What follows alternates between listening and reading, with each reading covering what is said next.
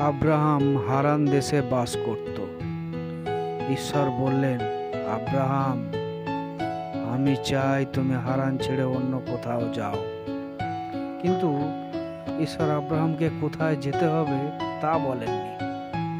ঈশ্বর বললেন, আমাকে বিশ্বাস করো। ঈশ্বর বললেন, তুমি এই দেশ ছাড়ো, আমি তোমার বংশকে এক মহান দেশ দেব। তা কিভাবে সম্ভব? আব্রাহাম ভাবতে লাগলো। তার স্ত্রী সারার অনেক বয়স হয়েছিল, তাই সে সন্তানের জন্ম দিতে অক্ষম ছিল। কিন্তু ঈশ্বর বললেন, আমাকে বিশ্বাস করো।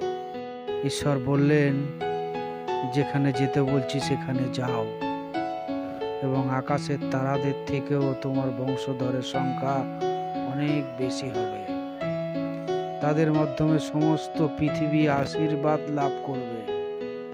আমাকে বিশ্বাস করো। আর তাই আব্রাহাম ঈশ্বরের প্রতি বিশ্বাস রাখল। সে তার স্ত্রী সারা, ভাইপো লোট আর যা কিছু তাদের ছিল সেই সব জিনিসপত্র নিয়ে ঈশ্বরের আদেশ মতো কনান দেশে পৌঁছল। সেখানে পৌঁছে আব্রাহাম সিকিম প্রদেশে বসবাস শুরু করল।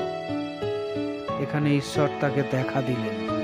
তিনি বললেন, এই ভূমি আমি তোমাকে আর তোমার সন্তানদের দেব। আব্রাহাম সেখানে ঈশ্বরের নামে এক পবিত্র বেদি তৈরি করল। আব্রাহাম ঈশ্বরের দেওয়া সেই প্রতিশ্রুত দেশটি ঘুরে দেখল। ঈশ্বরের প্রতি স্থির বিশ্বাস রাখার জন্য আব্রাহামের মনে ভারী আনন্দ হলো। সুতরাং এখানেও ঈশ্বরের নামে সে আরেকটি বেদি তৈরি করল। ঈশ্বরের সমস্ত প্রতিশ্রুতির জন্য তাকে ধন্যবাদ দিল। Please subscribe.